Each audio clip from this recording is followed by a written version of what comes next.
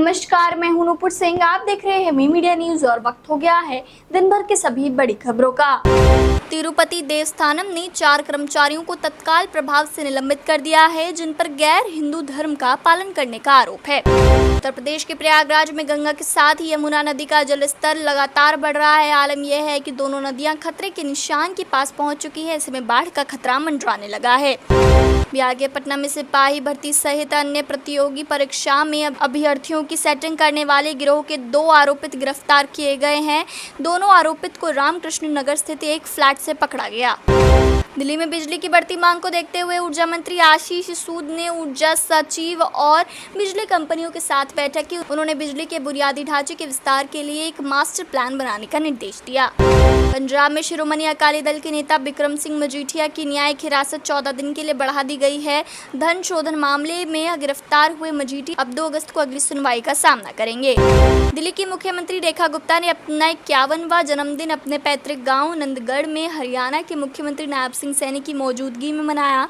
इस मौके पर उन्होंने ई-लाइब्रेरी और इंडोर जिम का उद्घाटन किया।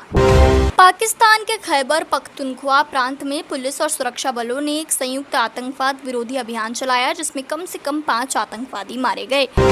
दक्षिण पश्चिम नाइजर में हुए एक आतंकवादी हमले में 2 भारतीय नागरिकों की जान चली गई, जबकि एक का अपहरण कर लिया गया। दूतावास के अनुसार यह घटना डोसो इलाके में हुई। प्रधानमंत्री नरेंद्र मोदी ने युवा आध्यात्मिक सम्मेलन को नशा मुक्त भारत अभियान की दिशा में बड़ा कदम बताया। उन्होंने इस सम्मेलन पर आधारित एक लेख को साझा करते हुए इस मुहिम में युवाओं की भागीदारी को जमकर सराहा। राहुल गांधी ने असम दौरे पर कांग्रेस नेताओं से कहा कि हिमंत बिस्व शर्मा को जेल भेजा जाएगा। इस पर असम के सीएम ने पलटवार करते हुए कहा कि खुद राहुल गांधी देश भर में कई मामलों में जमानत पर हैं। मुंबई में ओला, उबर और रैपिडो के ड्राइवरों ने उचित वेतन और बेहतर सुविधाओं की मांग को लेकर अनिश्चितकालीन हड़ताल शुरू कर दी है। हवाई अड्डा क्षेत्र और बांद्रा कुर्ला कॉम्प्लेक्स जैसे क्षेत्रों में ड्राइवर आंदोलन कर रहे हैं। जम्मू कश्मीर के उपराज्यपाल मनोज सिन्हा ने कहा कि आतंकी हिंसा पीड़ितों की संपत्तियों से कब्जा हटाकर उन्हें वापस किया जाएगा। राष्ट्रीय एकता पर सवाल उठाने वालों के खिलाफ कानूनी कार्रवाई होगी। महाराष्ट्र में उद्धव ठाकरे ने महाविकास अघाड़ी गठबंधन में अनबन की आशंका जताई है। उन्होंने कहा कि 2024 के चुनावों में सीट बंटवारे को लेकर गलतियां हुई, जिससे गठबंधन को नुकसान हुआ। राजस्थान के शिक्षा और पंचायती राज मंत्री मदन दिलावर ने कोटा जिले के बाढ़ प्रभावित गांवों का दौरा कर नुकसान का जायजा लिया। मंत्री ने ग्रामीणों से मुलाकात कर उनकी समस्याएं सुनी और समाधान का भरोसा दिलाया। इंटेलिजेंस ब्यूरो की ओर से assistant central intelligence officer grade 2 व एजुकेशन एग्जामिनेशन 2025 के लिए फॉर्म निकाले गए हैं। इच्छुक अभ्यर्थी आधिकारिक वेबसाइट mha.gov.in पर जाकर 10 अगस्त तक अप्लाई कर सकते हैं। केंद्रीय गृह मंत्री अमित शाह ने रुद्रपुर में उत्तराखंड विकास उत्सव में भाग लिया। उन्होंने कहा कि राज्य में निवेश से 81,000 रोजगार और 2.5 लाख नए अवसर बनेंगे। झारखंड के मुख्यमंत्री हेमंत सोरेन ने पथ निर्माण विभाग की 3 परियोजनाओं को मंजूरी देने के बाद डीपीआर बनाकर परियोजनाओं को जल्द धरातल पर उतारने का निर्देश दिया।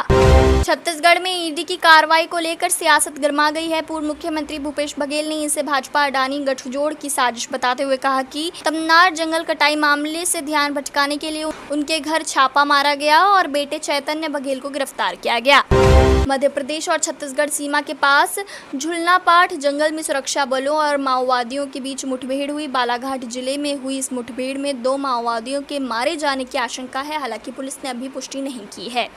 हिमाचल प्रदेश के ऊना में अब अंडोरा रेलवे स्टेशन से हरिद्वार के लिए रेल सेवा शुरू हो गई है। सांसद अनुराग ठाकुर ने ऊना रेलवे स्टेशन से इस रेलगाड़ी को हरी झंडी दिखाई। यह रेलगाड़ी अब से दोपहर 1:30 बजे चलेगी और यात्री 75 रुपए में हरिद्वार पहुंच सकेंगे। दोस्तों, मैं देख पा रही हूँ कि आप में से काफी सारे लोगों ने इस वीडियो को लाइक कर इस पर कमेंट किया है, लेकिन कुछ लोग अभी बाकी हैं।